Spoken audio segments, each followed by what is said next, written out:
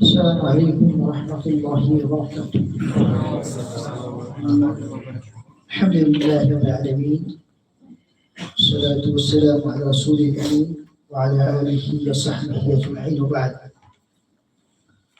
فقد قال الله تبارك وتعالى في كلامه المجيد وفرقانه الحميد: الله لا إله إلا هو الحي القيوم. قال النبي صلى الله عليه وسلم حينما سأله جبريل عليه السلام: يا محمد أخبرني عن الإيمان. فقال: الإيمان أن تؤمن بالله وملائكته وكتبه ورسله واليوم الآخر وتؤمن بالقدر خيره وشره، أو كما قال عليه الصلاة والسلام। আল্লাহ তাআলার শুকরগুজার হচ্ছি যে মহান মাবুদ আমাদেরকে বসুন্ধরা এডুকেশন সেন্টার কর্তৃক আয়োজিত মাসিক হালকা অংশগ্রহণ করার তৌফিক দান করেছেন। সেই মহান রব, সেই মহান স্রষ্টা, সেই মহান মাবুদ আল্লাহ তাবারক ওয়া তাআলার শুকরিয়া জ্ঞাপন করছি। সকলে বলি আলহামদুলিল্লাহ। দুরূদ শান্তির ধারা বর্ষিত হোক নবী মুহাম্মদুর রাসূলুল্লাহ সাল্লাল্লাহু আলাইহি ওয়াসাল্লামের উপর। আমরা আজকে তারাবির দার্সের দ্বিতীয় পর্ব, আমাদের হালাকা বা দার্সের দ্বিতীয় পর্ব ইনশাআল্লাহ। আপনারা ইতিপূর্বে এটি পূর্বে প্রথম যে পর্ব ছিল সেখানে আমরা জগৎ বিখ্যাত ইমাম ইবনে বাজ আব্দুল আজিজ বাজ রাহমাতুল্লাহ আলাইহি তার লিখিত কিতাব আদ-দুরুসুল মুহিম্মা লিআম্মাতিল উম্মাহ, আদ-দুরুসুল মুহিম্মা লিআম্মাতিল উম্মাহ, সর্বসাধারণের জন্য তিনি এই কিতাবটি লিখেছেন। গুরুত্বপূর্ণ পাঠসমূহ। তো এই কিতাবটি আমরা শুরু করেছিলাম, যেটির ব্যাখ্যা আপনাদের হাতে যে কিতাবটি রয়েছে এখন, এটা সম্ভবত 53 পেজ থেকে দ্বিতীয় পর্ব। কত পৃষ্ঠা? দ্বিতীয় পর্ব, জি 53। আর যেটা এই ছাপা আছে সেটা হলো 50। তো আপনাদের কাছে একটাই প্রিন্ট সম্ভবত, জি 53 থেকে শুরু করবো ইনশাআল্লাহ। তো প্রথমে আমি একটু আপনাদেরকে উদ্বুদ্ধ করছি যে আমরা সবসময় বলি ঘরের কোনো আসবাবপত্র বইয়ের মতো সুন্দর নয়। পৃথিবীর যত কিছু নিয়ে আসেন, যত দামি আপনি সেলফ নিয়ে আসেন, আলমারি নিয়ে আসেন, সাজানো গোছানো যত কিছু নিয়ে আসেন না কেন, একটা বাসা একজন মুসলিমের, একজন মুমিনের শোভা পায় তার রুমে, তার বাসায় কিতাব। সুতরাং কিতাবগুলি আপনারা সংগ্রহ করবেন, যেহেতু গুরুত্বপূর্ণ একজন ইমাম ইবনে বাজ রাহমাতুল্লাহ আলাইহি কিতাবটি যেটি শেখ হাইসাম বিন জামিল সারহান হাফিজাহুল্লাহ মসজিদ নববীর যিনি মুদাররিস ছিলেন, উনি বইটি ব্যাখ্যা বিশ্লেষণ করেছেন। তো বইটি ইতিমধ্যে আপনাদের হাতে, অনেকের হাতে পৌঁছে গেছে। তো আমরা চাই, বা এই আপনার বসুন্ধরা এডুকেশন সেন্টারও চাই, প্রত্যেকের কাছে যেন বইটি থাকুক, এবং সাথে সাথে বইটি প্রত্যেক দার্সে নিয়ে আসবেন, এটাও চাই। প্রত্যেক দার্সে বইটি নিয়ে আসবেন। অনেকেই মুরব্বী আছেন, হয়তো বা ভুলে যাবেন, কিন্তু আগে থেকেই দার্সের যদি গুরুত্ব বুঝেন তাহলে বইটা নিয়ে যাবেন এবং নিয়ে আসবেন। মাঝখানে কিছু পৃষ্ঠা পড়বেন, শুধু নিয়ে আসা এবং নিয়ে যাওয়ার মধ্যে সে আবদ্ধ নয়, এখানে কিছু শিখবেন। কারণ আমি এর পূর্বে একটা হাদিস পড়েছিলাম, জাবির ইবনে আব্দুল্লাহ রাদিয়াল্লাহু তাআলা, যিনি বিশিষ্ট সাহাবীদের মধ্যে একজন, যিনি সবসময় মুরব্বী সাহাবীদের সম্মান পেয়ে এসেছেন। তাকে জিজ্ঞেস করা যখন হতো যে মাসলা মাসাইল, উনি বলতেন যে যুবক সাহাবীদেরকে তোমরা জিজ্ঞাসা করো, যুবক সাহাবীদেরকে। তাহলে ফতোয়া ফারায়েজের রিস্কটা যেন মুরব্বীরা না নেয়, এই মানে আল্লাহ রাসূলের জীবনী থেকে আর সাহাবীর জীবনী থেকে পাওয়া যায়। এক, দুই নম্বর বিষয় হলো যে মনে না থাকার বিষয়টা মুরব্বীদের, এটা হাদিস থেকে বা এর থেকে পাওয়া যায়। মনে হয়তো থাকবে না, যেমন জাবির ইবনে আব্দুল্লাহ রাদিয়াল্লাহু তাআলা বলছেন যে আমি বয়স হয়েছে, সুতরাং অনেক কিছু মনে নাই, সুতরাং যুবক সাহাবী যাদের স্মরণ শক্তি ভালো তাদেরকে জিজ্ঞেস করো। তাহলে বয়স হওয়ার সাথে সাথে স্মরণ শক্তি লোপ পাবে। এটা শুধু আপনার আমার ক্ষেত্রে না, এটা সাহাবীদের ক্ষেত্রে হয়েছে। সুতরাং বইটি সংগ্রহ করার চেষ্টা করবেন, বইটি পড়বেন, কারণ মানুষের স্মরণ শক্তি সবসময় একরকম থাকে না, কম বেশি। সেই জন্য বইটার আশা করছি যে গুরুত্ব পাবে আপনাদের কাছে, নিয়ে আসা, নিয়ে যাওয়া এবং পড়ার মধ্যে, এবং এরপর আমল করা, চারটি বিষয়। আল্লাহ তাআলা যেন সহজ করে দেন, আমিন। আজকে আমরা এই বইয়ের তৃতীয় পাঠ, তৃতীয় পাঠের মধ্যে উল্লেখ করা হয়েছে, সম্মানিত ইমাম বলছেন, আমরা তৃতীয় পাঠটা একটু পড়ে নিই। মানে সম্মানিত ইমাম ইবনে বাজ রাহমাতুল্লাহ আলাইহি কি বলেছেন, আদ-দারসুস সালিস, তিনি বলছেন যে তৃতীয় পাঠ আরকানুল ঈমান, ঈমানের রুকুন সমূহ, ঈমানের রুকুন সমূহ। তাহলে আপনার আমার ঈমানের ভিত্তি রয়েছে, এবং এটি স্বাভাবিক কোনো ভিত্তি না, রুকুন। রুকুনের বহুবচন আরকান, রুকুন হলো একবচন, ভিত্তি। তাহলে ঈমানের ভিত্তি, এবং শুধু ভিত্তি নয়, ভিত্তি সমূহ, একটা না একাধিক। যেটা আমি মুকাদ্দিমা ভূমিকার মধ্যে বলেছি, হাদিসে জিবরিল, আল্লাহর নবী সাল্লাল্লাহু আলাইহি ওয়াসাল্লাম যখন জিবরাইল আলাইহিস সালাম জিজ্ঞেস করেছিলেন, ইয়া মুহাম্মদ আখবিরনি আনিল, প্রথমে ইসলাম, ইসলাম সম্পর্কে। এটা আমাদের গত দার্সে গেছে, গত মাসের প্রথম দার্সে, প্রথম পর্বে গেছি। তো ইসলাম আমরা বলেছি কালিমা, সালাত, যাকাত, সাওম, হজ, তাই না, পাঁচটা। এবার এই দার্স হলো আদ-দারসুস সালিস, তৃতীয় পাঠ আরকানুল ঈমান, ঈমানের রুকুন সমূহ, ওয়াহিয়া সিত্তাহ আও সিত্তাতুন, আর এই রুকুনগুলি হলো 6টি। সম্মানিত ইমাম বলছেন, আনতুমিনা বিল্লাহি ওয়া মালাইকাতিহি ওয়া কুতুবিহি ওয়া রাসূলিহি ওয়াল ইয়াউমিল আখিরি ওয়া বিল ইয়াউমিল আখিরি ওয়া তুমিনা বিল কদরি খাইরিহি ওয়া শাররিহি মিন আল্লাহ তাআলা। ঈমানের 6টি মূলনীতি বা রুকুন বা ভিত্তি আছে। এটার ভিত্তি কি? এই কথাটার ভিত্তি কি? কারণ ইবনে বাজ হোক আর ইমাম তাইমিয়া হোক আর যেই হোক, তাদের কথা আমরা মানতে বাধ্য নই যতক্ষণ পর্যন্ত কোরআন এবং সুন্নাহ আমাদের সাপোর্ট না করছে, তাই না? দলিল কি? দলিল হলো যেটা আপনার বহু জায়গায় এসেছে, বিভিন্ন ভাবে এসেছে। কোরআন কারীমের সূরা বাকারার মধ্যে এসেছে, সূরা বাকারার মধ্যে এসেছে, আমানা রাসূলু বিমা উনজিলা ইলাইহি মির রাব্বিহি ওয়াল মুমিনুন কুল্লুন আমানা বিল্লাহি, কুল্লুন আমানা বিল্লাহি, আমানা রাসূলু বিমা উনজিলা ইলাইহি মির রাব্বিহি, মানে আমানা রাসূলু বিমা উনজিলা ইলাইহি মির রাব্বিহি, মানে আপনার আমার ঈমান আর আগের নবী কি ঈমান এনেছেন, কিসের উপরে? কিসের উপরে? কুল্লুন আমানা বিল্লাহ, আল্লাহর প্রতি বিশ্বাস স্থাপন করার উপরে।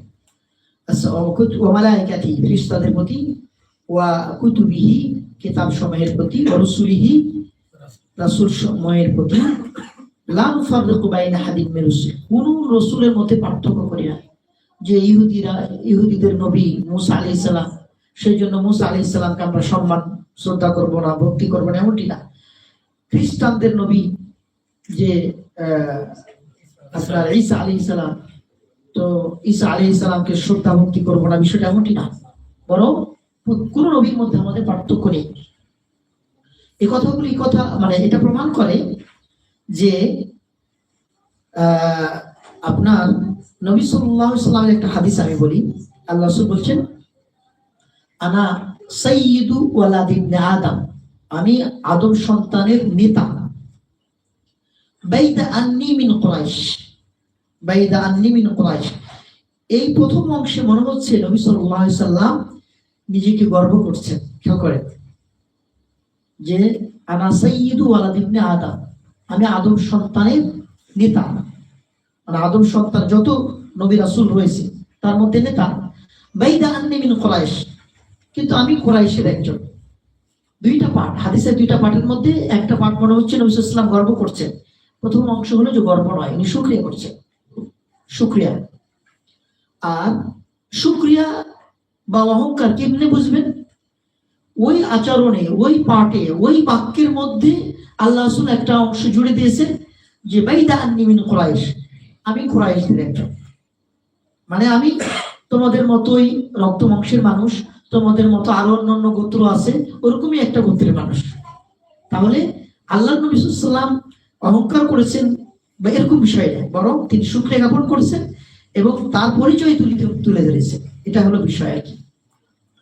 তাহলে এখান থেকে বোঝা যায় নবী রাসূলদের মধ্যে আমরা সেইভাবে পার্থক্য করব না, কারণ প্রত্যেকেই আল্লাহর পক্ষ থেকে দূত হিসেবে, রাসূল হিসেবে এসেছে তাদের উম্মতকে গাইড করার জন্য, একটা বিষয়। আচ্ছা, তাহলে এই আয়াত থেকে আমরা চারটে বিষয় পেলাম, ছয়টির মধ্যে চারটি পেলাম, ছয়টি মূলনীতির মধ্যে চারটি। আল্লাহর প্রতি ঈমান, ফেরেশতাদের প্রতি ঈমান, কিতাব সমূহের প্রতি ঈমান, রাসূলদের প্রতি ঈমান। তাহলে চারটি, ছয়টির মধ্যে চারটি পেয়ে গেলাম আয়াত দ্বারা। আচ্ছা, আর হাদিসে আপনার জিবরিল, যেটা একটু আগে বলছিলাম, আল্লাহ নবী সাল্লাল্লাহু আলাইহি ওয়াসাল্লামকে যখন জিবরাইল আলাইহিস সালাম জিজ্ঞেস করলেন ইসলাম সম্পর্কে, ইসলামের কথা বললেন, তারপর তিনি বলেছেন যে সদাকতা, তিনি মানে আল্লাহর নবীকে প্রশ্নকারী বলছেন যে তুমি সত্য বলেছো। মানে আপনি একটা মানে আশ্চর্য বিষয়, প্রশ্ন করছেন, একজন প্রশ্ন করে বলছেন যে সত্যায়ন করছেন, সত্য বলেছেন। তো এটা আশ্চর্য বিষয়, সাহাবাদের ক্ষেত্রে আশ্চর্য লেগেছে যে প্রশ্নকারী কিভাবে বলতে পারে যে সত্য মানে ঠিক বলেছেন। মানে সত্য, মানে যিনি প্রশ্ন করবেন তিনি জিজ্ঞেস করে তো উনি আল্লাহ শুকরিয়া করবেন, বা যিনি উত্তর দিলেন তার বিষয়টা আছে যে তার প্রতিদানের বিষয়টা এসছে। কিন্তু এটা না করে তিনি বলছেন যে সত্যায়ন করছেন। তার মানে পুরো বিষয়টা হাদিসের শেষ অংশে একটা বাক্য দ্বারা প্রমাণিত হয়েছে। আচ্ছা, তারপরে আল্লাহ নবী সাল্লাল্লাহু আলাইহি ওয়াসাল্লাম জিজ্ঞেস করলেন যে ইয়া মুহাম্মদ আখবিরনি আনিল ঈমান, ঈমান সম্পর্কে আমাকে জানাও। জিবরাইল আলাইহিস সালাম, মানে ততক্ষণ পর্যন্ত কেউ জানে না যে এটা জিবরাইল, ততক্ষণ পর্যন্ত এতগুলো প্রশ্ন করছেন, ততক্ষণ পর্যন্ত সাহাবায়ে কেরাম কেউ জানে না, এমনকি উমর ইবনে খাত্তাব নিজেও জানে না। উমর ইবনে খাত্তাব তিনিও ওই দাসে বসা নবী সাল্লাল্লাহু আলাইহি ওয়াসাল্লাম। তারপরে আল্লাহ নবী সাল্লাল্লাহু আলাইহি ওয়াসাল্লাম বললেন যে হাদিসটা আনতুমিনা বিল্লাহি ওয়া মালাইকাতিহি ওয়া কুতুবিহি ওয়া রাসূলিহি ওয়া তু'মিনা বিল কদরি ওয়াল ইয়াউমিল আখির ওয়া তু'মিনা বিল কদরি খাইরিহি ওয়া শাররিহি। আল্লাহ নবী সাল্লাল্লাহু আলাইহি ওয়াসাল্লাম হাদিসটি বললেন। তো এখানে ছয়টি মূলনীতি আল্লাহ নবীর হাদিস থেকে পেয়ে গেলাম। তাহলে হাদিস থেকে প্রথমে কোরআন থেকে চারটি, হাদিস থেকে ছয়টি, কোরআনের আরেক জায়গা থেকে আরো দুইটি আছে, কোরআনের আরেক জায়গা থেকে আরো দুইটি এসে গেছে। আচ্ছা,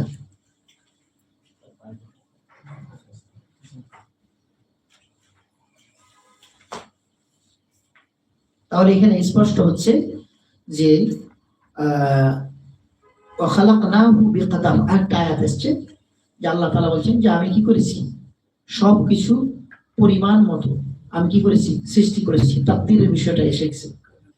তো আরেক জায়গাতে আল্লাহ নবী সাল্লাল্লাহু আলাইহি আল্লাহ তাআলা সেখানে ইসলামের যে ইমানের যে 6টি রুকনের আরেকটি রুকন উল্লেখ করা হয়েছে। তাহলে 6টি রুকনের 6টি কোরআন থেকে প্রমাণিত, হাদিস থেকেও প্রমাণিত আর কি। আচ্ছা, এখানে আপনাদের কিতাবের 53 পৃষ্ঠায় যেটা এসেছে ইমানের রুকন সমূহ, এটা জি 50 আপনার সাথে আমাদের আছে। জি এই বইটা একটু হলো 50 থেকে আপনার 50 থেকে শুরু। আচ্ছা 50 থেকে শুরু, সরি, ঠিক আছে তাহলে। আচ্ছা, এখানে আল্লাহর প্রতি বিশ্বাস, ফেরেশতাদের প্রতি বিশ্বাস, কিতাব সময়ের প্রতি বিশ্বাস, রাসূলের প্রতি বিশ্বাস, শেষ দিবসের প্রতি বিশ্বাস, আল্লাহ তাআলার পক্ষ থেকে নির্ধারিত ভাগ্যের ভালো মন্দের প্রতি বিশ্বাস। আচ্ছা, এখানে আরকানুল ঈমান আমরা বললাম যে রুকুন এর বহুবচন আরকান। আর ঈমানটা কি? ঈমানের পারিভাষিক বা আবিধানিক অর্থ হলো এখানে লেখা আছে, আমাদের বইয়ে লেখা আছে যে ইকরার এবং তাসদীক।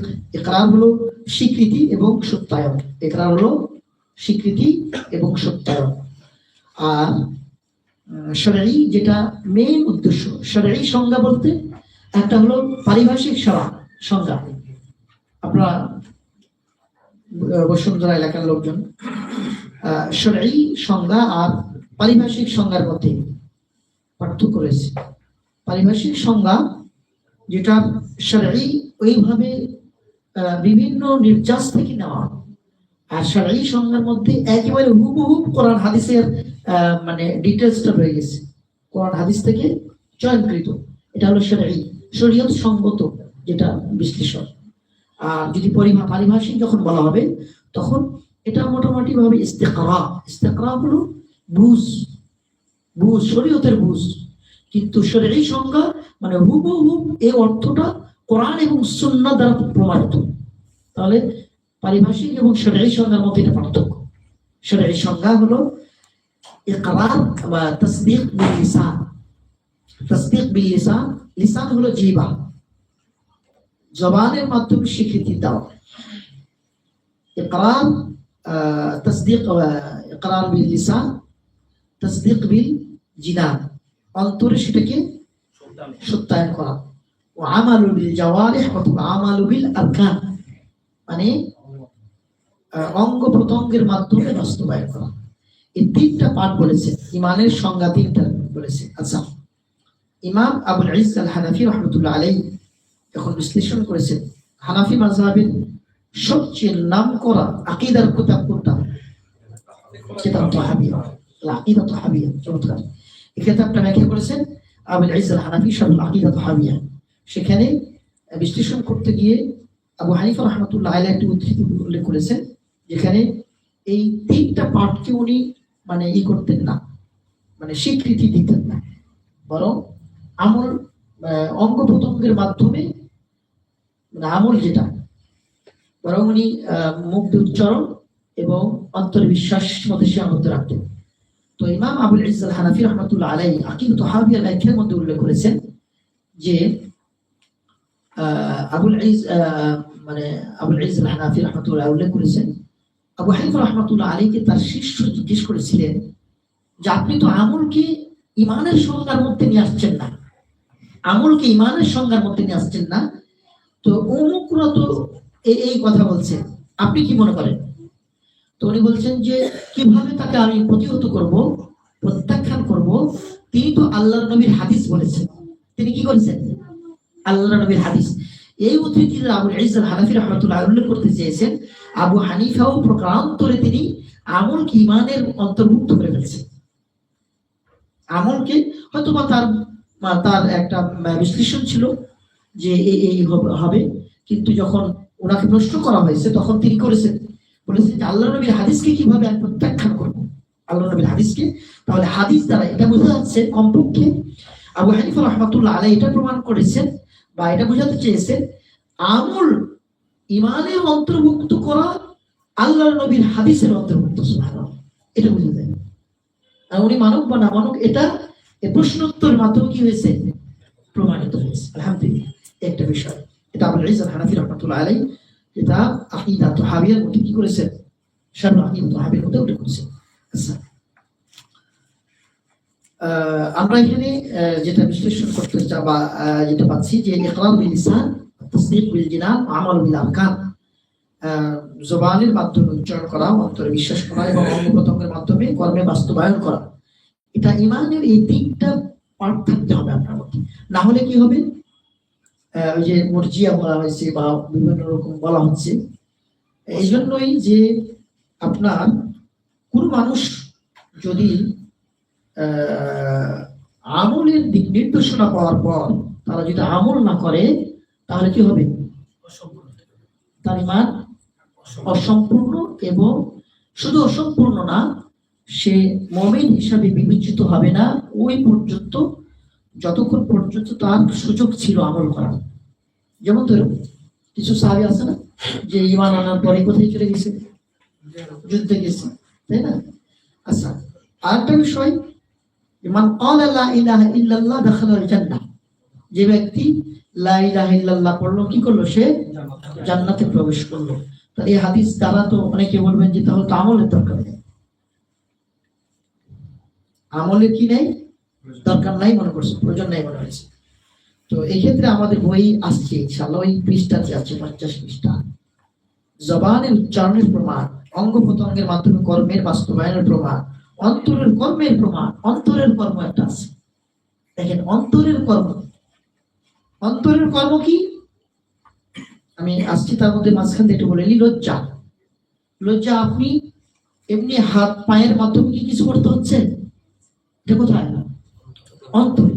তাহলে অন্তরে কিন্তু কাজ করতেছে, কাজ করার মাধ্যমে, অন্তরে কাজ না করলে বাস্তবে প্রয়োগ হতো না। তার প্রমাণ হলো উসমান রাদিয়াল্লাহু তাআলা যখন আল্লাহর নবীর বাসায় প্রবেশ করলেন, আবু বকর যেভাবে বসা ছিল সেভাবে বসে থাকলেন। আবু বকর যখন আসলেন আল্লাহ নবী যেভাবে বসা সেভাবে বসে থাকলেন। ওমর যখন আসলেন যেভাবে বসা সেভাবে বসে থাকলেন। উসমান রাদিয়াল্লাহু তাআলা যখন আসলেন কি করেছিলেন, নিজেকে একটু সাজে গুছিয়ে নিজেকে একটু গুটিয়ে নিলেন। আল্লাহ নবীর বিবিরা বললেন যে আপনি কাজ করলেন, আবু বকর আসলো, ওমর আসলো, আপনি কিছু করলেন না। আর উসমান যখন আসলো তখন নিজেকে গুটিয়ে নিলেন। তখন কি বলেছেন আল্লাহ নবী, যে আলা আস্তাহি মিন রাজুলিন, আলা আস্তাহি মিন রাজুলিন তাস্তাহি মিনহুল মালায়েকা, আমি ওই ব্যক্তিকে দেখে লজ্জা শরম করবো না যাকে দেখে কি করেন, ফেরেশতারা করেন। তাহলে এখানে আমি বুঝাতে চাচ্ছি, জ্ঞানবানরা বুঝবেন, আল্লাহর নবী সাজিয়ে গুছিয়ে নিয়েছিলেন না নেন নাই, নিজেকে সাজাইছিলেন, এটা কি অঙ্গ প্রত্যঙ্গের মাধ্যমে হয়েছে নাকি হয়নি, হয়েছে। তো কোন জিনিসে প্রভাবিত করেছে, অন্তরের লজ্জা, বুঝতে পেরেছেন? আলাস্তাহি মিন রাজুলিন তাস্তাহি মিনহুল মালায়েকা, আমি ওই ব্যক্তিকে দেখে শরম করব না, লজ্জা করব না, ফেরেশতারা পর্যন্ত লজ্জা করে। তাই লজ্জার বিষয়টা যে আমলে বাস্তবায়িত হয়, আর এটাও যে আমল, তার প্রমাণ আমরা হাদিস দ্বারা পেলাম, আল্লাহ নবী মানে বাস্তব সিরা থেকে পেয়েছি, তাই না? তাহলে কিন্তু আমাদের হাদিসগুলো বাস্তব নিরিখে বাস্তবায়ন না, আমরা সেটা সেভাবে বুঝি না। সেজন্য আমরা মনে হয় সবগুলি আকীদা বিশ্বাস, এর মধ্যে আমল নেই। আকীদার মধ্যে যে আমল আছে, ইমানের মধ্যে যে আমল আছে, সেটা আমরা সেভাবে কি করি না, মূল্যায়ন করি না। তো আশা করি আমরা উদাহরণের মতো চেষ্টা করলাম বোঝানোর যে আমলটাও ইমানের অন্তর্ভুক্ত। আমলটা কি ইমানের অন্তর্ভুক্ত, কারণ ইমান যেটাকে আমি বলছি কর্মের যে অন্তরের আমল যেটা, সেটাও কি একটা আমল, অন্তরের আমল সেটাও একটা কি আমল, আর এটা ইমানের অন্তর্ভুক্ত, এটা কি ইমানের অন্তর্ভুক্ত। আচ্ছা, তাহলে আমরা ইমানের সংজ্ঞার মধ্যে আছি। আচ্ছা, এই ইমানের সঙ্গে এতটুকু যথেষ্ট, এই বইয়ের বাইরে একটু আমরা যাই আরো দেখি। ইমানের সংজ্ঞার মধ্যে আরো দুটো পয়েন্ট যোগ করতে হবে। ইয়াজিদু বিত-তাআ, ইয়াজিদু বিত-তাআ, এটা বাড়ে আপনার কি বলে আনুগত্যের মাধ্যমে, কমে যায় পাপের মাধ্যমে। ইয়াজিদু বিত-তাআ ওয়া ইয়ানকুসু বিল মাসিয়া, গুনার কারণে ঈমান কমে যায়। তাহলে ঈমান বাড়া কমার প্রতি বিশ্বাস রাখাটাও ঈমান। দলিল কি, ওয়াইযা তুলিয়াত আলাইহিম আয়াতু যাদাতুহুম ঈমান, যখন তাদের কাছে মানে আয়াত পাঠ করা হয় তখন তাদের কি হয়ে যায়? ঈমান বৃদ্ধি পায়। তাহলে ভালো কাজের মাধ্যমে ঈমান কি পায়? বৃদ্ধি পায়। পাপ কাজের মাধ্যমে ঈমান কমে যায়। একটা হাদিস এসেছে, লা ইয়াজনি জানি হিনা ইয়াজনি ওয়া হুয়া মুমিন। কোন বান্দা যখন ব্যভিচারে লিপ্ত হয় তখন আল্লাহ রাসূল বলছেন, লা ইয়াজনি জানি হিনা ইয়াজনি ওয়া হুয়া মুমিন। ওই মুহূর্তের জন্য তার ঈমান কি হয়ে যায়? উঠে না হয়। তার ঈমানের ঘাটতি আছে না? এটা তো হাদিস দ্বারা প্রমাণিত, ঈমানের ঘাটতি আছে। আচ্ছা, এখন কেউ কেউ বলেন যে না, ঈমানের ঘাটতি নেই, এই মত বেশি প্রাধান্য দলিল দ্বারা যে ঈমানের কি আছে? ঘাটতি আছে। ঈমানের কি আছে? ঘাটতি আছে। এবং ঈমানের কি আছে? বৃদ্ধি আছে। আবু বকরের ঈমান আর হাসান বিন সাবিতের ঈমান কি একরকম না? দুইজনই সাহাবী। হাসান বিন সাবিত রাদিয়াল্লাহু তাআলা আনহু ওই মুনাফিকদের সাথেও তিনি সুর মিলিয়ে ফেলছিলেন যে আল্লাহর রাসূল সাল্লাল্লাহু আলাইহি সাল্লামের বিবি আয়েশা ব্যভিচারিণী। নাউযুবিল্লাহ। তাহলে আবু বকর ঈমান আর তার ঈমান কি এক সমান? তো ওই সাহাবীকে আল্লাহ রাসূল সাল্লাল্লাহু আলাইহি সাল্লাম কি করেছিলেন? হ্যাঁ, দোলা মারা হয়েছিল। হ্যাঁ, তাহলে আর আবু বকর রাদিয়াল্লাহু তাআলা ওই এর মধ্যে কি পতিত হয়েছিলেন? না। তাহলে আজকে আমরা আসি মেরাজের ঘটনায়। মেরাজের ঘটনায় আল্লাহ নবী সাল্লাল্লাহু আলাইহি ওয়াসাল্লাম যখন ইসরা এবং মেরাজ সংগঠিত হলো তখন তিনি কি করেছিলেন? আবু বকর মানে ফিরে আসার পরে তিনি বলেছিলেন, আবু বকরের কাছে তথ্য আসার আগে অন্যদের কাছে পৌঁছছে। তারপরে ফজর হওয়ার পর আবু বকর রাদিয়াল্লাহু তাআলা যখন বসলো, অনেকে জিজ্ঞেস করলো, পরিচিত মানুষরা, পরিচিত কাফেররা জিজ্ঞেস করলো যে তুমি কি মনে করো আবু বকর, তোমার সাথে নাকি একই রাত্রে মক্কা থেকে নাকি ফিলিস্তিন গেছে, ফিলিস্তিনে নামাজ পড়ছে, তারপরে আবার আল্লাহর সাথে নাকি দিদার হয়েছে, তুমি কি মনে করো? কি বলেছিলেন আবু বকর? বলছেন না, এটা সম্ভব বলেছিলেন না। এটা কি অসম্ভব বলেছিলেন? না, অসম্ভব বলেন নাই।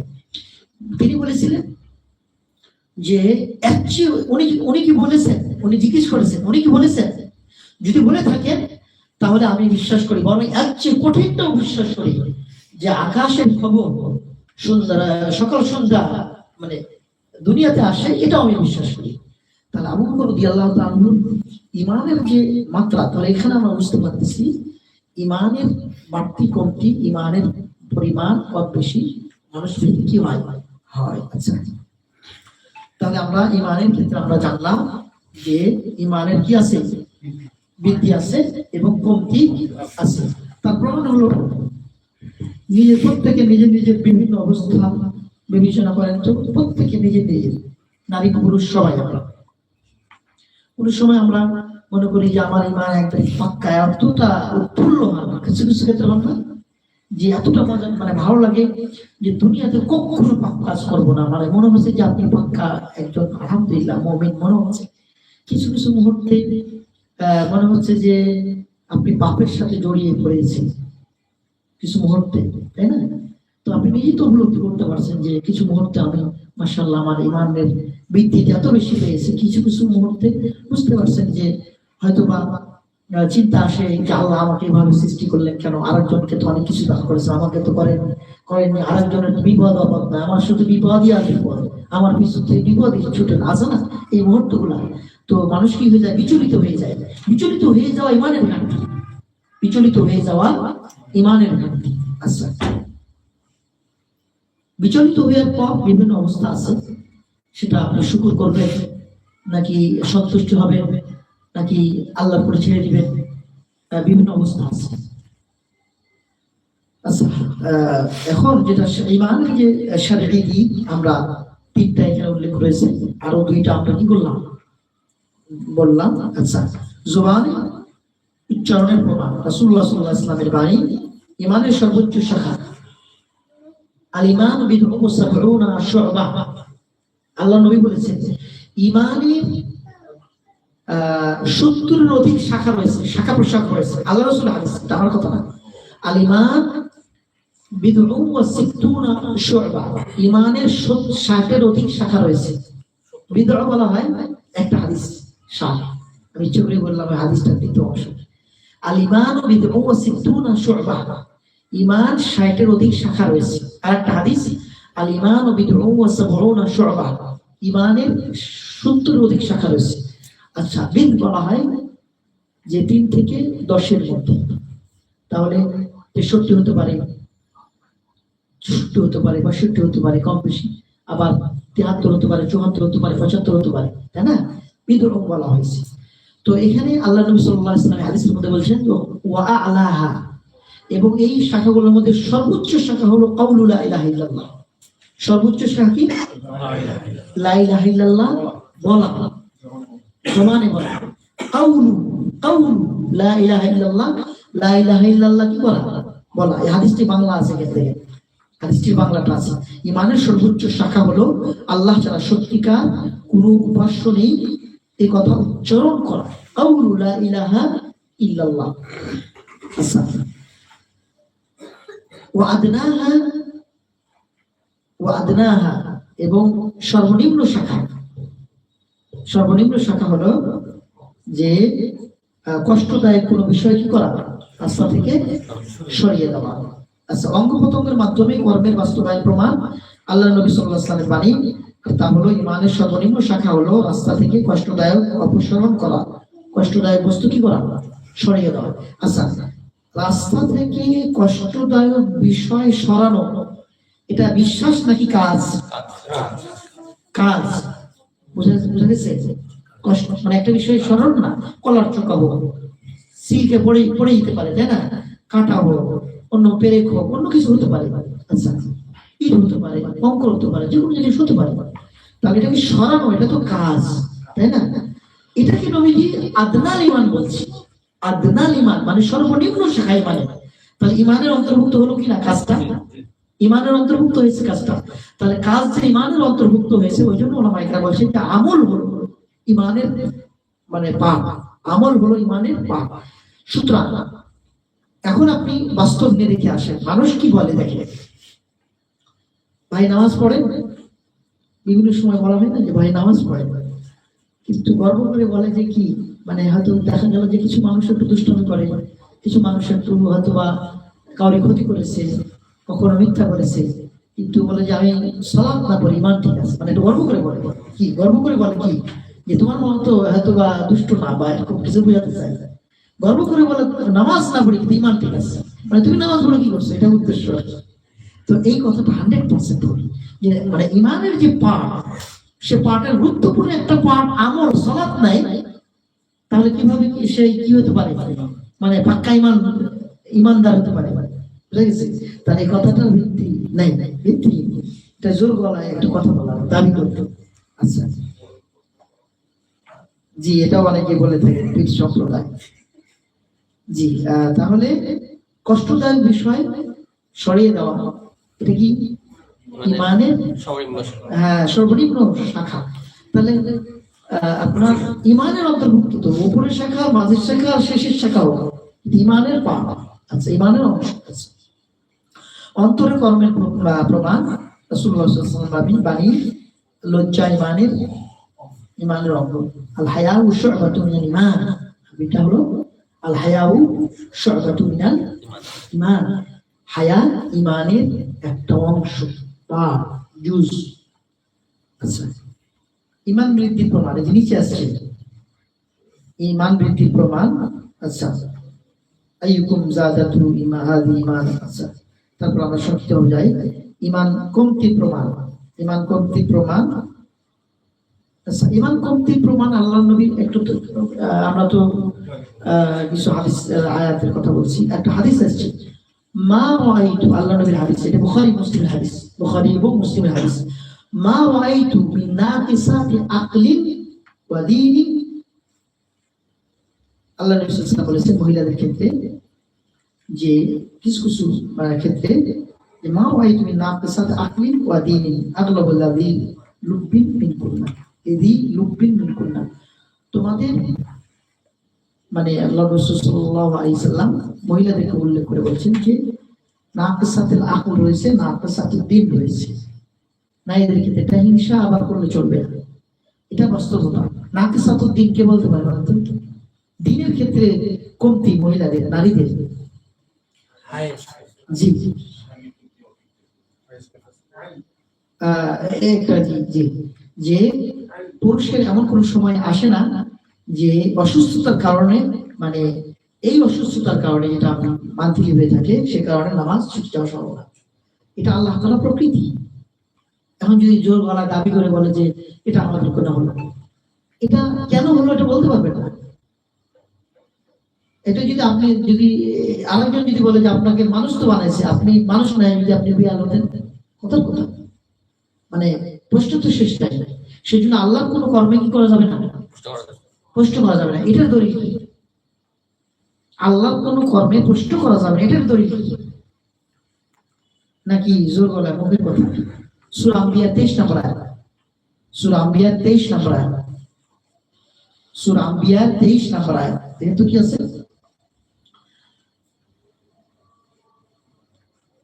লাইস আল্লাহু আম্মা ইয়াফআলু ওয়া হুম ইসআলুন। আয়াতটা কি আছে? সূরা আম্বিয়া 23, সূরাতুল আম্বিয়া। লাইস আল্লাহু, আবার বলেন তো। চমৎকার। তিনি যা করেন সে ব্যাপারে তাকে প্রশ্ন করা যাবে। এই তো তাদেরকে প্রশ্ন করা।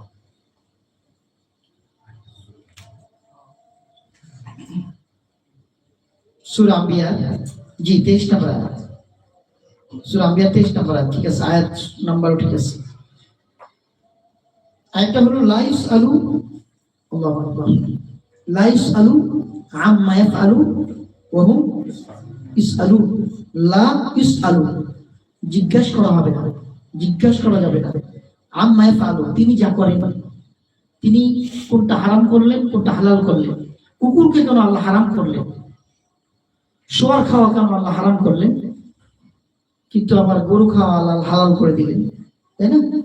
কিছু মানুষ তো গরু খাওয়াকে হারাম বানিয়ে নিয়েছে, আবার শুকুর খাওয়াকে জায়েজ করে দিয়েছে, তাই না? আছে না আশপাশে? জি।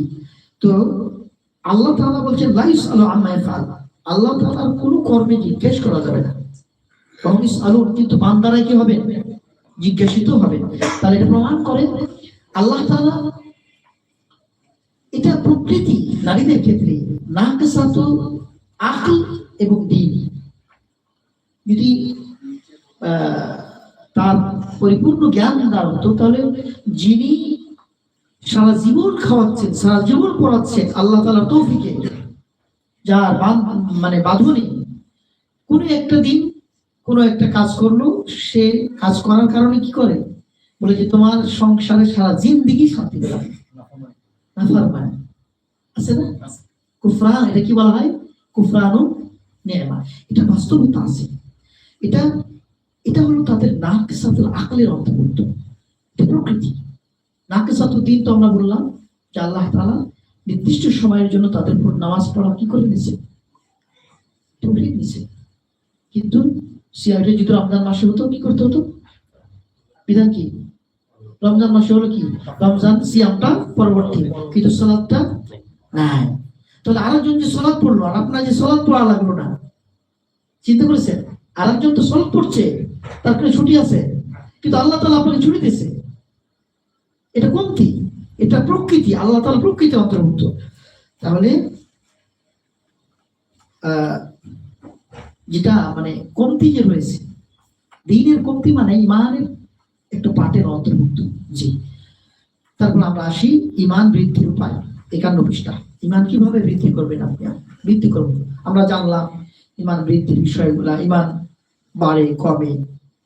তারপরে আরকানুল ইমান, আমরা যে ইমানের 6টি মূলনীতি, আল্লাহর প্রতি বিশ্বাস, ফেরেশতাদের প্রতি বিশ্বাস, কিতাব সময়ের প্রতি বিশ্বাস, এবং পরকালের প্রতি বিশ্বাস, ভালো মন্দের প্রতি বিশ্বাস। কিন্তু ইমান কিভাবে মানে বৃদ্ধি পাবে, ইমান বৃদ্ধি পাবে কিভাবে? তাওহীদ বিষয়ক অধ্যয়ন, বিশেষ করে আল্লাহ তাআলার নাম সমূহ এবং গুণ সমূহের বিষয়।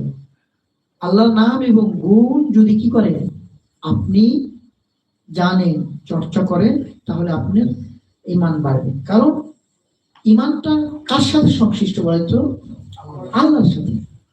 তো আল্লাহর বড়ত্ব মাহাত্ম যখন আপনি জানবেন, তখনই তো তাকে শ্রদ্ধা করতে ইচ্ছে হবে, যে এত বড় আল্লাহ, এত মহান, এত মানে মানে কঠিন শাস্তির ব্যবস্থা রেখেছে, তাই না?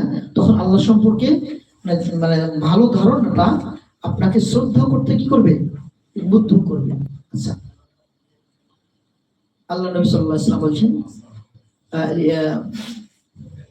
হাদিসটা হলো যে আল্লাহ তাআলার সুন্দর সুন্দর নাম রয়েছে, ইন্না লিল্লাহি তিসআতান ওয়া তিসঈনা ইসমা।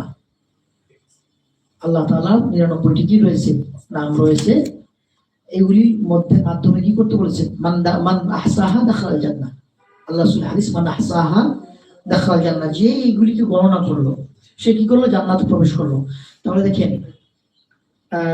মান আহসাহা মানে এগুলি গণনা করা। ইবনে হাজার বলছেন, যেহেতু বুখারী শরীফে হাদিস, ইবনে হাজার রাহমাতুল্লাহ আলাইহি বলছেন যে যে ব্যক্তি এই গণনা করার অর্থ হলো যে, এবং যে ব্যক্তি এগুলি মানে জ্ঞান অর্জন করলো, এগুলি অর্থ বুঝলো এবং এগুলির উপর কি করলো, আমল করলো। তার মধ্যে একটি মুখস্থ করা, ওটাও এর মধ্যে অন্তর্ভুক্ত আছে। জ্ঞান অর্জন করা মানে মুখস্থ করা, এগুলি অর্থ জানা এবং অনুযায়ী করা, আমল করা। তাহলে আর কোরআনে এসেছে ওয়ালিল্লাহিল আসমাউল হুসনা ফাদউহু বিহা। আল্লাহ তাআলার সুন্দর নাম রয়েছে, এগুলির মাধ্যমে তোমরা কি করো, আল্লাহকে ডাকো, আল্লাহকে ডাকতে বলেছেন। সুতরাং যে জিনিসটা আল্লাহ করতে বলেছেন এর মাধ্যমে কি হয়, অবশ্যই বৃদ্ধি পায়, ইমানের বৃদ্ধি পায়, এতে কোনো সন্দেহ নেই। সুতরাং তাওহীদ বিষয়ক অধ্যায়, তাওহীদ সম্পর্কে আপনার জ্ঞান অর্জন করাটা ইমান বৃদ্ধির উপায়, ইমান বৃদ্ধির উপায়। তার মধ্যে গুরুত্বপূর্ণ হলো আল্লাহ 99টা নাম যেগুলো আমরা পেয়েছি। আর সেখানে একটা বিষয়, আল্লাহর 99টা নামে হাদিসের মধ্যে বললাম, ইন্না লিল্লাহি তিসআতান ওয়া তিসঈনা ইসমা। আল্লাহর 99টি নাম রয়েছে। আর একটা হাদিস রয়েছে যে 100টি থেকে একটি কম, 100টি থেকে একটি কম। তো এই হাদিসগুলোর দ্বারা প্রমাণ কি, প্রমাণ মানে প্রমাণিত হয় আল্লাহর নাম মানে এই 99টার মধ্যেই সীমাবদ্ধ নাকি বেশি আছে, অসংখ্য। দলিল কি? দলিল হলো আল্লাহ নবী সাল্লাল্লাহু আলাইহি সাল্লাম তিনি যখন দোয়া করতেন বলতেন, বিকুল্লি ইসমিন হুয়া লাক সাম্মাইতা বিহি নাফসাক আও আনজালতাহু ফি কিতাবিক। আল্লাহ নবী সাল্লাল্লাহু আলাইহি সাল্লাম যখন দোয়া করতেন যে তোমার ওই সব নামের মাধ্যমে দোয়া করছে যেগুলি তুমি কোরআনে কারিমে কি করেছো, নাজিল করেছো, অবতীর্ণ করেছো, যেগুলি তুমি নিজেকে নামকরণ করেছো, অথবা কিতাবে নাজিল করেছো, অথবা কি করেছো, তোমার ইলমিল গায়বের মধ্যে তুমি রেখে দিয়েছো, আও ফি ইলমিল গায়বি ইনদাক আও ইসতাআসারতা ফি ইলমিল গায়বি ইনদাক, অথবা যে নামগুলি তুমি ইলমের গায়বের মধ্যে রেখে দিয়েছো। তাহলে বোঝা যাচ্ছে ইলমে গায়বের মধ্যে কি রয়েছে। ধরেন এই ক্ষেত্রে ইমাম ইবনে উসাইমিন রাহমাতুল্লাহ একটা উদাহরণ পেশ করেছেন। ধরেন আল কাওয়াইদুল মুসলাহ কিতাবের মধ্যে আমরা কিতাবটি পড়েছি, আল কাওয়াইদুল মুসলাহ, যে বাংলা নামটা কি, আল্লাহ তাআলার নামধরি নামসমূহ, আল্লাহ তাআলার নামধরি নামসমূহ, আল কাওয়াইদুল মুসলাহ। তো ওখানে উনি উল্লেখ করেছেন যে ধরেন একজনের হাজার হাজার কি রয়েছে, মানে খামারে গরু রয়েছে, হাজার হাজার গরু ছাগল রয়েছে। তারপর বলা হলো এই 99টি তোমাকে দিয়ে দিলাম। এর অর্থ হইলে যে তার মানে খামারে আর গরু নাই, কি এরকম বিষয় আছে। তো আমাদেরকে আল্লাহ দিয়েছে 99টি, তার ইলমে গায়বের মধ্যে কত আছে আল্লাহ ভালো জানেন। আও ইসতাআসারতা আও ইসতাআসারতা ফি ইলমিল গায়বি ইনদাক। আল্লাহর নবী দোয়া করতেন, একটু আজান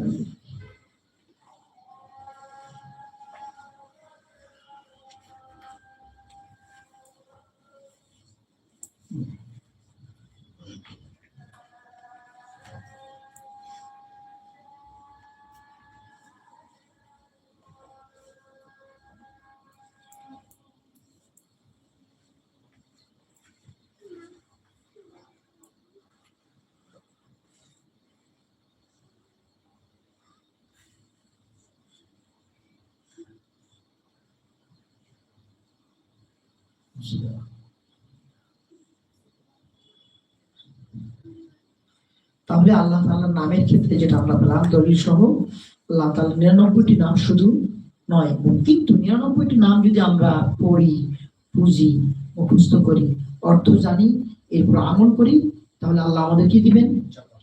জান্নাত দিবেন। আচ্ছা, কিন্তু আল্লাহ তাআলা আরো নাম রয়েছে, কারণ এগুলি ইমান বৃদ্ধির, আল্লাহ তাআলার নাম সম্পর্কে জানা, এগুলি সম্পর্কে জেনে টাকা ইমান বৃদ্ধির কারণ। সৎকর্ম বেশি করা, সৎকর্মের মাধ্যমে ইমান কি হয়? বৃদ্ধি পায়। যত করবে তত কি হবে? বৃদ্ধি পাবে। ইন্না সিদকা ইয়াহদি ইলাল বির, ইন্না সিদকা ইয়াহদি ইলাল বির, ফাইনাল বিররা ইয়াহদি ইলাল জান্নাহ। নিশ্চয় সততা কল্যাণের পথ দেখায়, নিশ্চয় কল্যাণ জান্নাতের পথ দেখায়। দেখেন, ভালো কাজ নিয়ে আসছে, ভালো কাজ নিয়ে আসছে। তারপরে ফাইনাল কিযবা ইয়াহদি ইলাল ফুজুর, ফাইনাল ফুজুরা ইয়াহদি ইলান নার, এবং মিথ্যা পাপাচারের দিকে নিয়ে যায়, পাপাচার জাহান্নামের দিকে নিয়ে যায়। বিশুদ্ধ হাদিস। এটি ইমাম নববী রাহমাতুল্লাহ আলাইহি তার 40 হাদিসের মধ্যে কি করেছেন? অন্তর্ভুক্ত করেছে। 40 হাদিসের মধ্যে এটা একটা হাদিস।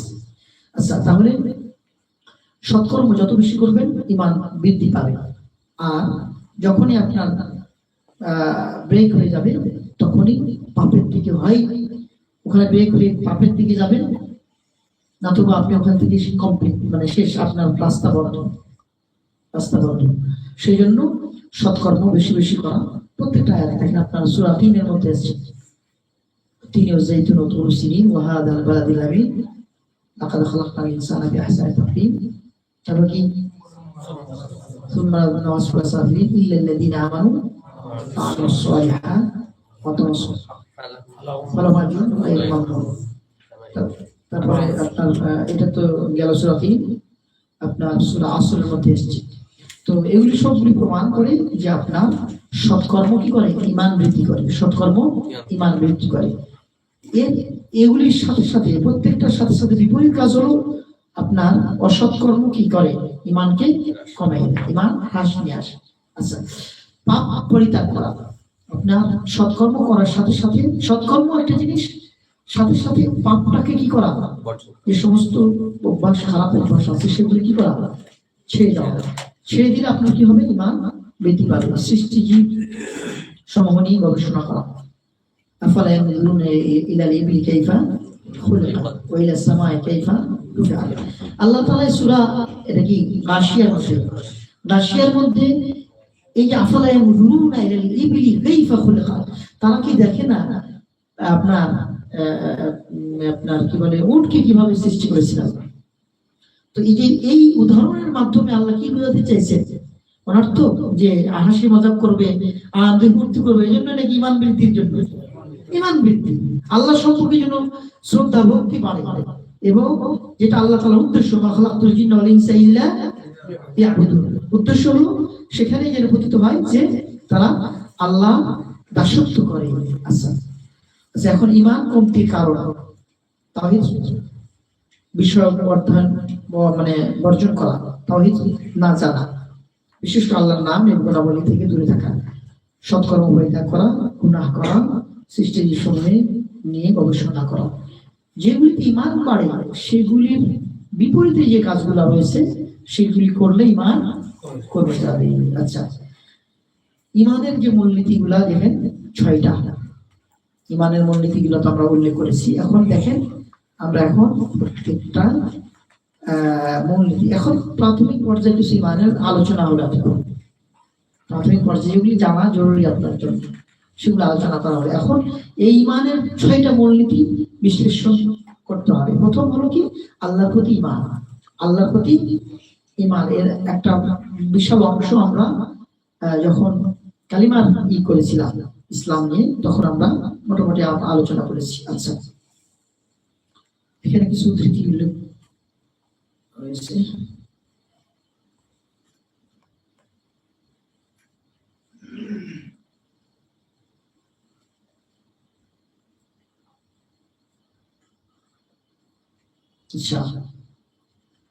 আরকানুল ইমানের মধ্যে ঈমান বিল্লাহ, যেটা আল্লাহর প্রতি বিশ্বাস, আল্লাহর প্রতি বিশ্বাসকে আল্লাহ তাআলা ঈমানের 6টি মূলনীতির প্রথম হিসাবে উল্লেখ করেছেন।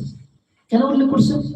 যে মানে যিনি সৃষ্টি করলেন, যিনার যার জন্য ইবাদত গোলামি, যিনি আপনার জান্নাত জাহান্নামের মালিক, তার সম্পর্কে তো ভালো ধারণা থাকতে হবে, তাই না? তো এটা হলো মূল ইমানের 6টির মধ্যে, এটা হলো আসাস, এটা মূল 6টির মধ্যে মূল হলো এটা। আচ্ছা, এই আল্লাহর প্রতি ইমানের সাথে 3টি জিনিস সম্পৃক্ত। 3টি জিনিস, এক হলো আল্লাহ রুবুবিয়্যাহ, আরেকটা হলো আল্লাহ তাআলার নাম এবং গুণাবলী, 3 নাম্বার হলো আল্লাহ তাআলার দাসত্ব গোলামি, যেটা তাওহীদুল উলুহিয়্যাহ অথবা ইবাদত। আচ্ছা, কিন্তু কিছু কিছু উলামা ইকরাম এই তাওহীদকে 2 ভাগ করেছে, কিন্তু ওর মধ্যেই 3 ভাগ নিয়মিত, 3 ভাগ নিয়মিত। আচ্ছা, তাওহীদুল রুবুবিয়্যাহ হলো যে উপর থেকে নিচে বিস্তৃত হওয়া, বোঝার জন্য জাস্ট উপর থেকে নিচে। তাওহীদুল ইবাদত হলো নিচ থেকে উপরে, নিচ থেকে কি উপরে, মানে বান্দার সমস্ত কাজ কোন দিকে যাবে? আল্লাহর দিকে। কার জন্য হবে? আল্লাহর জন্য। এটা হলো তাওহীদুল ইবাদত। তাহলে নিচ থেকে উপরে, বান্দার থেকে উপরে যেটা যাবে সেটা হলো তাওহীদুল উলুহিয়্যাহ। আচ্ছা, আর তাওহীদুল রুবুবিয়্যাহ হলো যে একচ্ছত্র মালিকানা, মানে সব কিছুর মালিকানা, তার মধ্যে 3টা থাকতে হবে। এই মানে রুবুবিয়্যাহর মধ্যে আপনি ততক্ষণ পর্যন্ত প্রতিপালক মানতে পারবেন না যতক্ষণ 3টি জিনিস, মানে 3টি বিষয় বা রুকুন না থাকবে। একটা হলো তাদবীর, পরিচালনা। যতক্ষণ পরিচালনার একচ্ছত্র মালিক আল্লাহকে না মানে নিয়েছেন ততক্ষণ পর্যন্ত আপনি প্রতিপালক হিসাবে মানতে পারেন না। আর একটা হলো কি আপনার সৃষ্টিকর্তা, আর একটা হলো মুলক। সে খালক, মুলক, তাদবীর। খালক এবং মুলক, তাদবীর মানে সৃষ্টি করেছেন, মালিকানা হয়েছেন, পরিচালনা করছেন, ঠিক কিনা? এই 3টির সমন্বয়ে রুবুবিয়্যাহ। এই 3টির সমন্বয় উপর থেকে আপনার উপরে কি প্রভাবিত হয়েছে, কারণ তিনি সৃষ্টি করেছেন, মালিকানা হয়েছেন আপনার। সৃষ্টি করে মালিকানা আরেকজনকে দিয়ে দেন নাই, বুঝতে পারছেন? সৃষ্টি করে কি আল্লাহর মালিকানা আরেকজনকে দিয়ে দিয়েছেন? না। তাহলে মালিকানা তার কাছে ধরে রাখছেন এবং পরিচালনাও তিনি করছেন। তাহলে এই আল্লাহর প্রতি বিশ্বাসের মধ্যে 3টি সমন্বয় বললাম, রুবুবিয়্যাহ, উলুহিয়্যাহ, আসমা সিফাত। আবার রুবুবিয়্যাহর মধ্যে 3টা পার্ট থাকতে হবে, তাহলে রব হবেন না। সে শুধু মানে পরিচালনা করছেন এবং মালিক বনে গেছেন, কিন্তু সৃষ্টিকর্তা নয়, তাহলে তিনি প্রতিপালক না।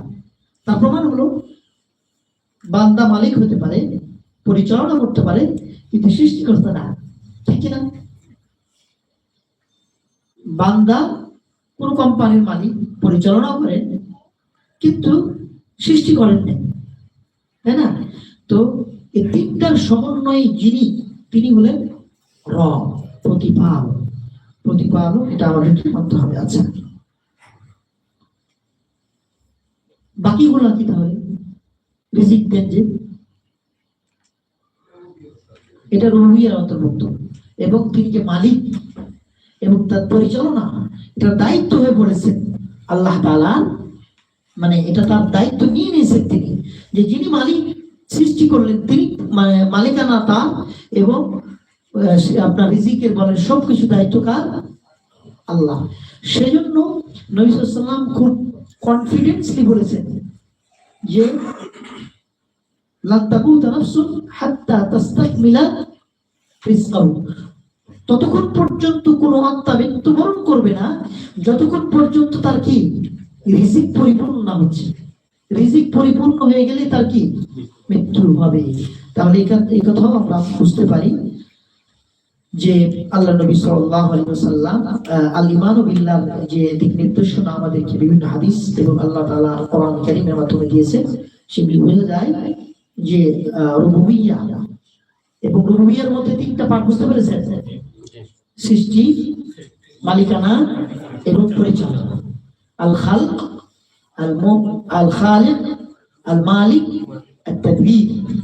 আচ্ছা আচ্ছা, তারপর একটা পাঠ হলো যেটা আল্লাহর প্রতি ঈমান আনতে আমাদেরকে মানে না হলে হবে না, তাওহীদুল উলুহিয়্যা। সমস্ত ইবাদত কার জন্য? আল্লাহর জন্য। তো এটা উপর থেকে নিচে নাকি নিচ থেকে উপরে? নিচ থেকে উপরে।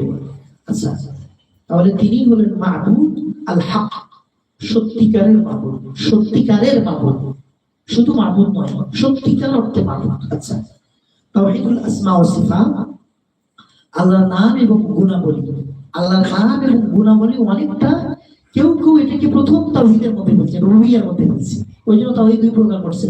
আচ্ছা, তো এটা আমার বিশ্লেষণ হলো আল্লাহ যেভাবে নিজের নাম রেখেছেন, নিজেকে বিশ্লেষণ করেছেন, নিজে পরিচয় তুলে ধরেছেন, অথবা নবী সাল্লাল্লাহু আলাইহি ওয়াসাল্লাম তার রব সম্পর্কে পরিচয় দিয়েছেন হাদিসের মাধ্যমে, তাই না?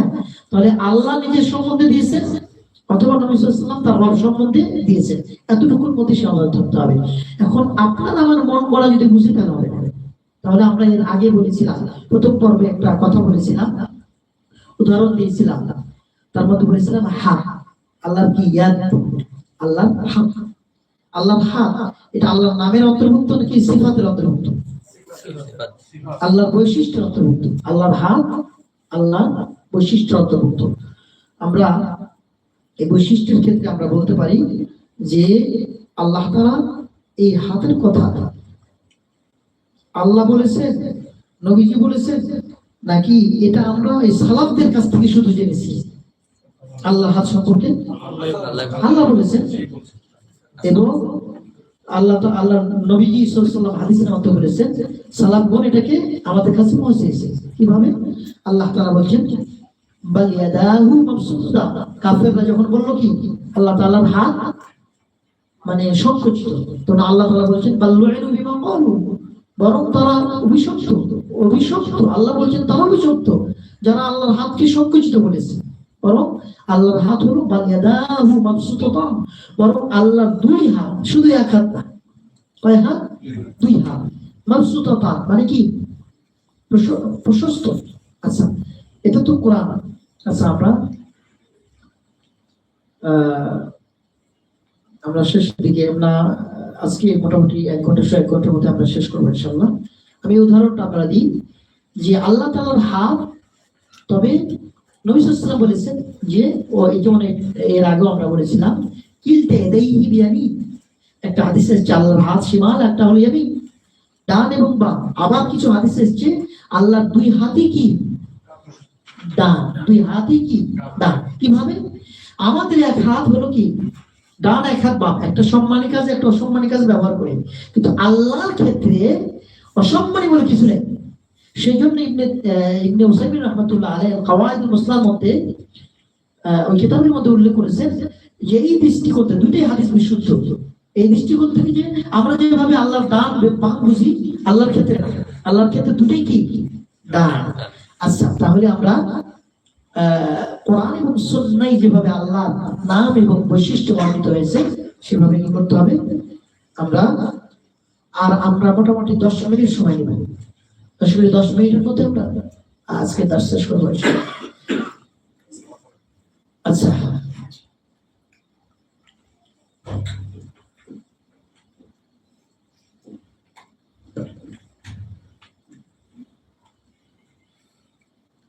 ফেরেশতাদের বলি 2 নম্বর হলো কি?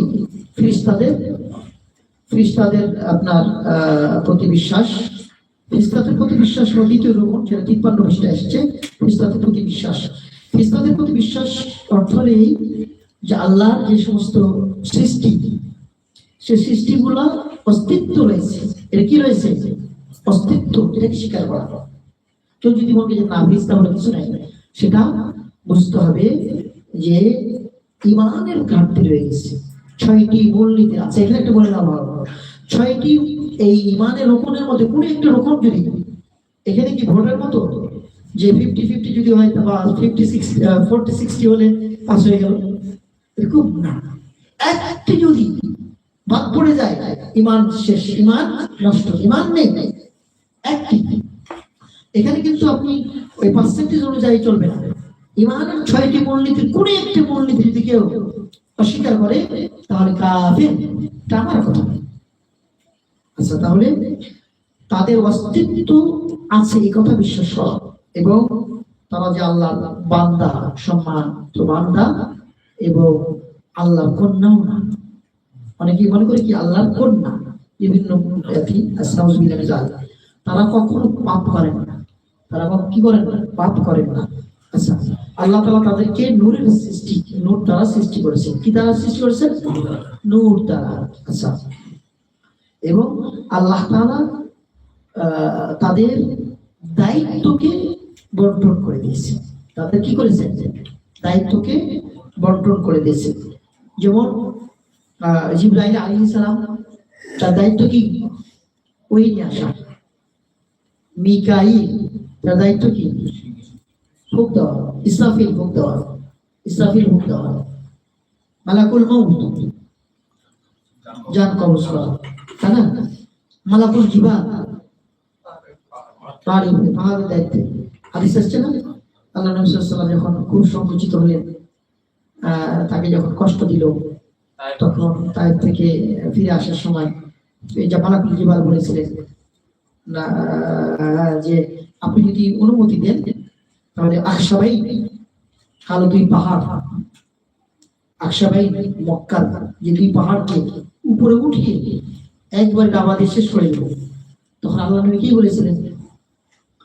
লাআল্লাহ কি আল্লাহ তাআলা কি করবেন?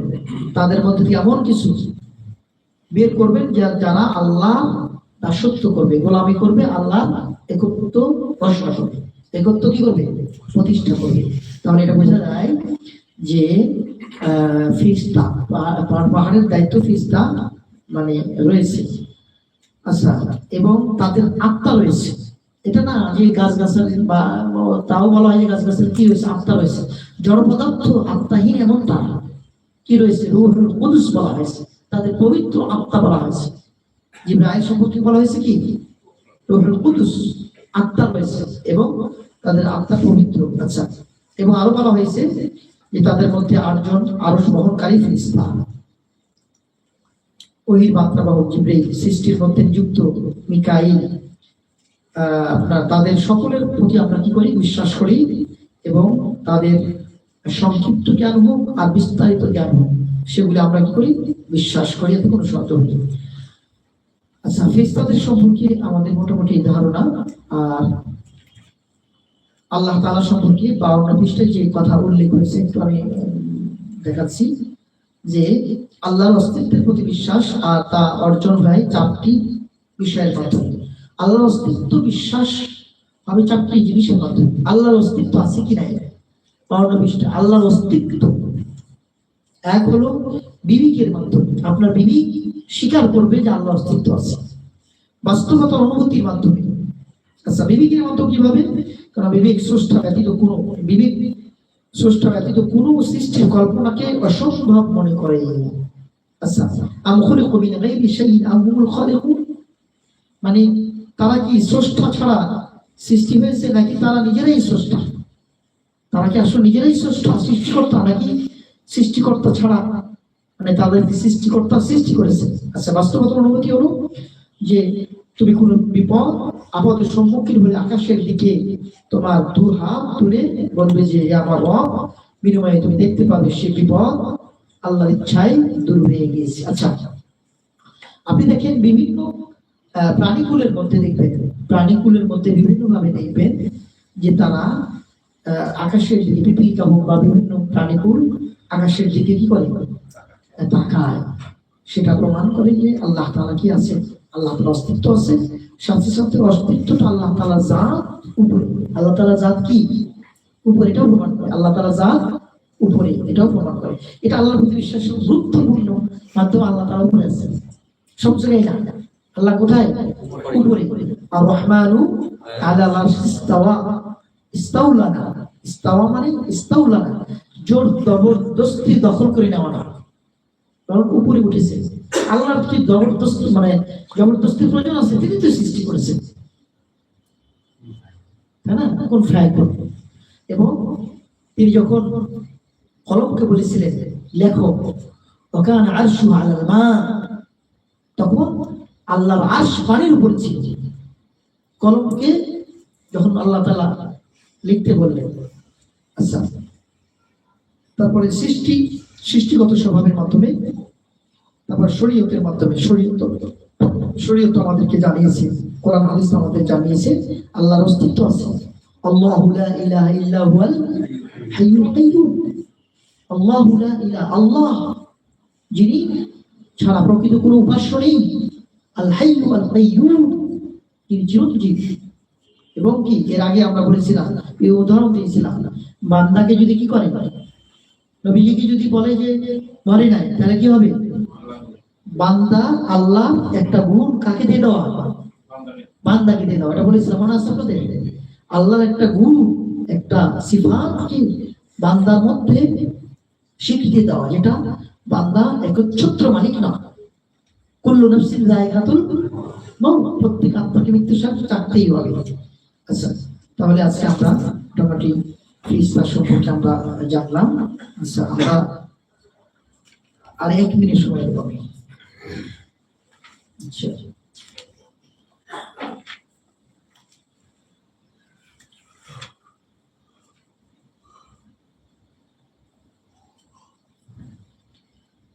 একটু বন্ধ করে দেওয়া যায়।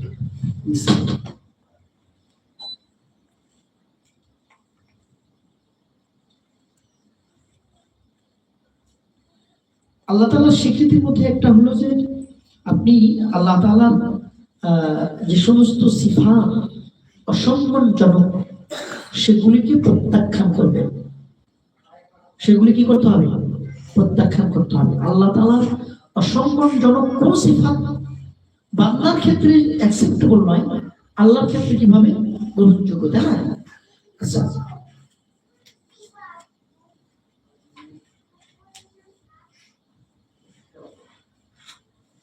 আচ্ছা, ফেরেশতাদের সংখ্যার ব্যাপারে বলা হয়েছে যে তাদের সংখ্যা অনেক। ফেরেশতাদের সংখ্যা কি? অনেক। এবং এটাও হাদিসে এসেছে যে আল্লাহ নবী, বুখারী মুসলিমের হাদিস, আল্লাহ নবী সাল্লাল্লাহু আলাইহি ওয়াসাল্লাম যখন মিরাজে নিয়ে যাওয়া হয়, রুফিআ লাহু বাইতুল মামুর ফিস সামা, আসমানে বাইতুল মামুরে তাকে নিয়ে যাওয়া হয়। এবং সেখানে হাদিসে উল্লেখিত হয়েছে ইউসাল্লি ফি কুল্লি ইয়াউমিন ৭০,০০০ মালাক, যে সেখানে ৭০,০০০ ফেরেশতা নামাজ পড়ে।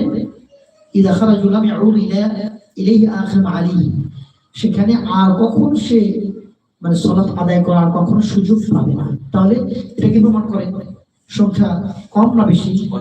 অনেক অনেক অনেক অনেক। আচ্ছা, এটা প্রমাণ করে। এবং এটাও স্বীকার করতে হবে যে ফেরেশতারা কখনো কখনো কি হয়, তাদের মানে রূপ চেঞ্জ করতে পারে। তার প্রমাণ হলো দাহিয়াতুল কালবি, যে আপনার বৈশিষ্ট্যে এসেছিল। দাহিয়াতুল কালবি একজন সাহাবীর বৈশিষ্ট্যে বা রূপ ধারণ করে এসেছিল জিবরাইল আলাইহিস সালাম। আর জিবরাইল আলাইহিস সালাম একজন আগন্তুকের মানে চেহারায় ভেসে এসেছিলেন। তার প্রমাণ হলো কি? ওই যে হাদিস আমরা শুরু করেছি ইমানের হাদিসের মধ্যে শেষে কি আছে? হাদা জিবরিলু আতাকুম ওয়াআল্লিমাকুম দীনাকুম। ইনি হলেন জিবরিল আলাইহিস সালাম, তিনি এসেছিলেন যে তোমাদেরকে দ্বীন শিক্ষা দেওয়ার জন্য। কি দ্বীন শিক্ষা দেওয়ার জন্য? দ্বীন শিক্ষা দেওয়ার জন্য। সেটা আমরা হাদিসের মধ্যে পেলাম। আচ্ছা, ইসরাফিলের যেটা তিনি কি করেন, নাফখু ফিস সূর, সিংহের ফুঁক দিবেন।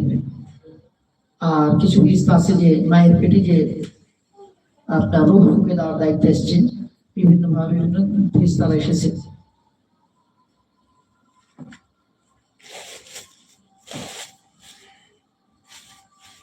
আচ্ছা, কিছু ফেরেশতা আছে জুমার দিনের কাজ করে। কি আগে যায় লিপিবদ্ধ করে, তারপরে কে যায় লিপিবদ্ধ করে, তারপরে কে যায় লিপিবদ্ধ করে। তাহলে ফেরেশতাদেরকে যে আল্লাহ কাজ দিয়েছে এটা প্রমাণিত হয়েছে। তো মানে শুধু ফেরেশতারা আল্লাহর ইবাদত বন্দেগী, এটাও আল্লাহর ইবাদত বন্দেগীর অন্তর্ভুক্ত, যে তাকে যে কাজ দেওয়া হয়েছে সে কাজ সুনিপুণভাবে কি করছেন তারা আদায় করছেন, এত কোনো সন্দেহ নেই। আচ্ছা, আজকে এই পর্যন্ত আপনাদের আজকে প্রশ্ন মানে না হবে কি? আচ্ছা, একটা যদি অনুমতি দিলে একটা প্রশ্ন, যে কোনো একটা, আজকে যে কোনো একজন প্রশ্ন করতে পারেন যদি আপনাদের একটা প্রশ্ন জাস্ট। আচ্ছা, আমাদের